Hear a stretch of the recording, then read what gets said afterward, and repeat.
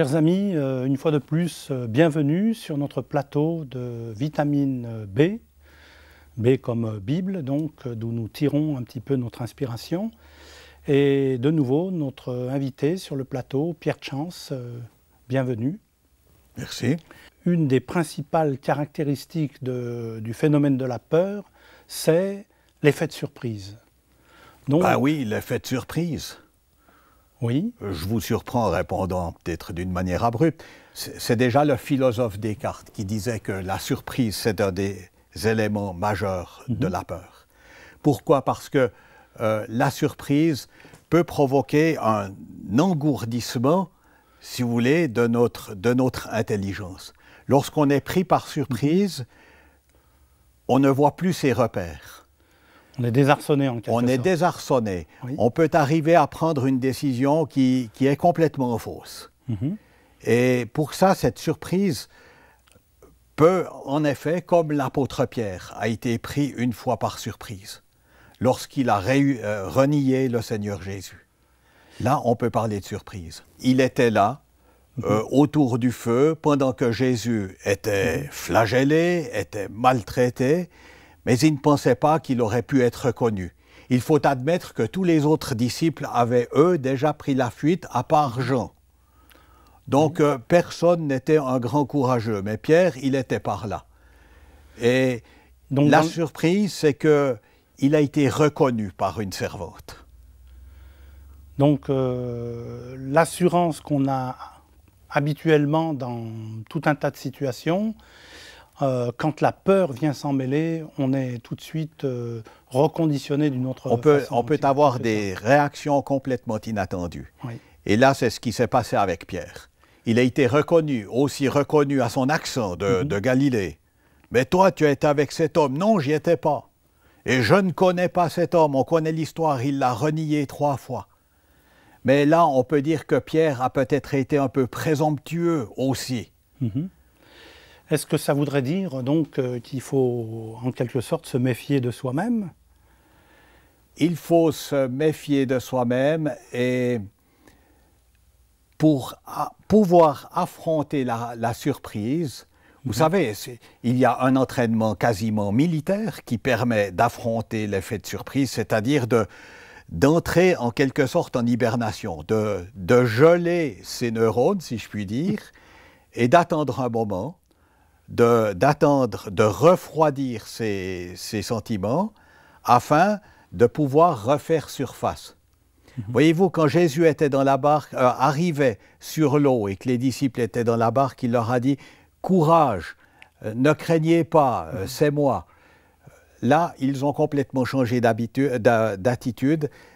La surprise, c'est ça, prendre un temps. Et cela peut se conditionner.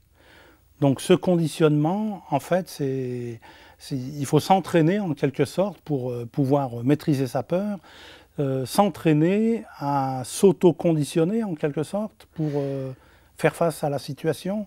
Si on veut, moi je dirais une chose, on ne peut pas prévoir toutes les situations qui peuvent nous tomber dessus dans notre vie.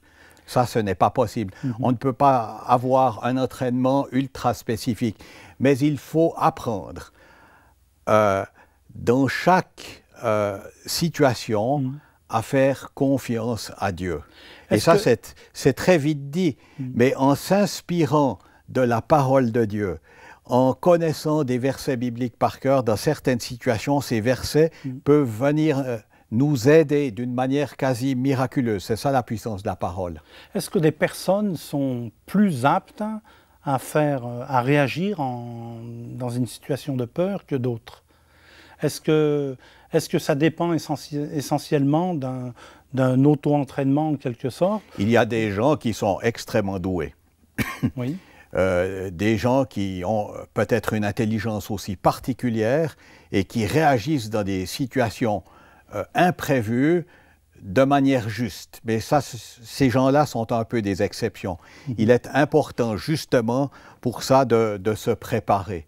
Et de se préparer en tant que chrétien, on peut tout à coup faire face à une situation, à des questions dans notre témoignage où on est pris au dépourvu. Eh bien, à ce moment-là, il faut savoir respirer. Est-ce qu'on peut améliorer en quelque sorte son conditionnement dans des situations de peur, en prévoyant en quelque sorte telle ou telle situation, puisque finalement on rencontre beaucoup dans l'écriture ou même dans la vie courante toutes sortes de situations. Est-ce qu'on doit à chaque fois se mettre dans la peau de telle ou telle personne pour se dire tiens, mais comment je réagirais? On peut simplement penser à cette histoire de Daniel. Quand il était dans la fosse aux lions, on dit qu'un ange l'a sauvé des lions. Eh bien, cet ange peut être là. Et c'est quoi un ange? Je ne m'en vais pas vous dire que c'est un personnage avec des ailes. Mais nous parlions aussi des causes de la peur. La surprise, c'est une cause. Oui. Mais il y a d'autres causes. Il y a par exemple l'environnement hostile. Oui. De vivre dans un environnement hostile. Ça, c'est quelque chose aussi qui peut vous conditionner. Oui. Nous avons un ami commun qui s'appelle Tariq. Eh bien, cet ami m'a dit, tu vois, chaque matin, quand je sors de ma maison, il y a quelqu'un qui passe. C'est un islamiste et il me dit des malédictions. Et il était complètement découragé. Voilà, un environnement hostile, c'est un autre aspect de la peur. Et chaque matin, Tariq sait qu'en sortant, il verra passer cet islamiste, parce que c'est comme ça, quand on va au travail le matin, on se croise toujours un petit peu à la même heure. Il a cet homme qui lui lance des malédictions. Mais pour finir, c'est usant. Il y a de la crainte, qu'est-ce qu'il faut que je fasse? Est-ce qu'une fois il va m'attaquer? Est-ce qu'il faudrait que je me défende? Cet environnement hostile, et l'histoire de l'Algérie le dit bien, l'Algérie était une terre chrétienne. À une époque, oui, lointaine. Et qu'est-ce qu'elle est aujourd'hui? N'est-ce pas? C'est une terre musulmane où il existe même des lois où il est maintenant interdit d'évangéliser. Oui. Une loi complètement inique décrétée en 2006. Les pressions sociales, c'est quelque chose qui sont... Ça, c'est aussi une des causes de la peur, la pression sociale. Quand on n'est pas libre de penser et de dire ce qu'on veut, ou que l'on soit où l'on veut, qu'on soit en Algérie ou en Suisse, quelque part, la pression sociale nous conditionne aussi. En Suède, il y avait un pasteur qui avait prêché sur l'homosexualité. Je ne connais pas la teneur exacte de son sermon, mais il a été assigné à justice. Et il a été condamné. Alors, lorsque l'on sait qu'à cause du politiquement correct, il y a des choses qu'on n'ose plus dire, mais qu'on aimerait quand même dire, parce qu'elles relèvent de la vérité, il faut avoir aujourd'hui du courage pour prendre position. C'est ça, cette pression sociale, elle nous fait parfois fermer notre bec. Et c'est ça qui est terrible. Aujourd'hui, on dit qu'il n'y a plus que 4 catégories de personnes sur lesquelles on peut dire du mal. C'est le fumeur, le chasseur, l'automobiliste et le chrétien. C'est un peu un cliché, mais par rapport à tout le reste, il faut savoir se taire. Mais c'est épouvantable parce que c'est un rétrécissement de la liberté. Et notre rôle de témoin de la vérité en Jésus, n'est-ce pas, c'est de pouvoir la dire. Bon, en Occident, nous, on est vraiment surpris de voir que les choses, on finit par appeler bien ce qui est mal et mal ce qui est bien, quoi. Mais nous sommes partout confrontés à cette notion de bien et de mal, que ce soit en Algérie ou ailleurs. La notion de bien et de mal existe et elle est perçue d'une manière différente. Mais voyez par exemple aussi sous les idéologies. L'idéologie, qu'est-ce qu'elles ont fait au siècle dernier? Elles ont asservi l'homme. Elles ont été à l'origine de génocide. Et les idéologies, qu'est-ce qu'elles font en premier? L'idéologie est souvent à la base d'un totalitarisme qui interdit aux gens de penser. Et dans l'idéologie, il y a la notion d'ennemi. Dans les pays frères, dans les pays communistes, comme on disait à l'époque, la notion d'ennemi était totalement exacerbée.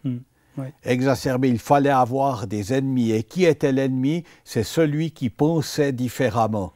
Or, il fallait un courage énorme pour oser prendre le contre-pied de ces systèmes, que ce soit sous le communisme en Union soviétique dans les pays de l'Est ou sous le nazisme en Allemagne du temps d'Hitler. Il fallait un courage exceptionnel. Il y en a qui ont eu ce courage. Solzhenitsyn en Russie, oui. Dietrich Bonhoeffer en Allemagne. Dietrich Bonhoeffer qui était un pasteur, un théologien, qui est mort de la mort du martyr. Et Solzhenitsyn, lui, il a fait du camp de travail, il a été exilé, mais ils ont eu le courage de s'exprimer, et ces gens-là m'inspirent. Donc, en quelque sorte, il faut être anticonformiste pour pouvoir faire face à la peur.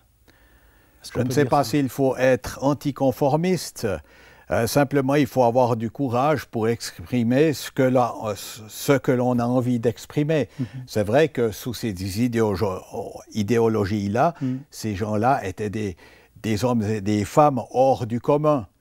Mais il y avait des gens cultivés, il y en a qui ne l'étaient pas du tout.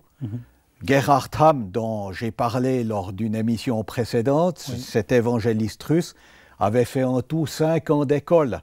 Il n'avait que très peu de culture et pourtant, il avait ce courage. Parce qu'il était rempli de la parole de Dieu, il était rempli de l'Esprit de Dieu. Et ça fait la différence. Une parole de l'Ancien Testament dit « Soyez différents comme je suis différent ». C'est une version en français courant, mais « Soyez saints comme je suis saint ». Donc avoir le courage de ressembler au Créateur plutôt que se fondre dans la masse et dans les il n'y a pas de « il faut », parce que si il le fallait, ce serait se remettre sous la loi. Mais c'est simplement la conviction qui agit en vous, parce que le Saint-Esprit est un esprit de vérité. Et si cet esprit agit en vous, il va vous dire « soyez saints comme je suis saint ». C'est évident. Il y a cette pression religieuse, justement, qui existe aussi, une pression religieuse qui dit « il faut faire ceci ». Vous voyez, il y a l'islamisme, par exemple, où on met les gens parfois sous une pression terrible. C'est vrai. Et là, par rapport à l'islamisme, comment réagissons-nous? Dans nos pays en Europe, soyons francs, nous avons souvent peur de l'islam. Pourquoi? Parce qu'il y a ces attentats suicides, parce qu'il y a toutes sortes de choses qui se passent, et on met tout le monde dans le même paquet.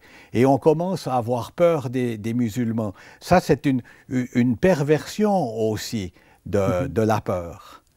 Elle peut vous faire devenir l'ennemi de quelqu'un parce que vous le voyez différemment de vous. Et ça, c'est extrêmement dangereux. Donc restons vigilants et soyons prêts à se remettre en question et à affronter la situation telle qu'elle se présente. Merci Pierre Chance pour ces entretiens et nous espérons poursuivre cette discussion dans une prochaine émission.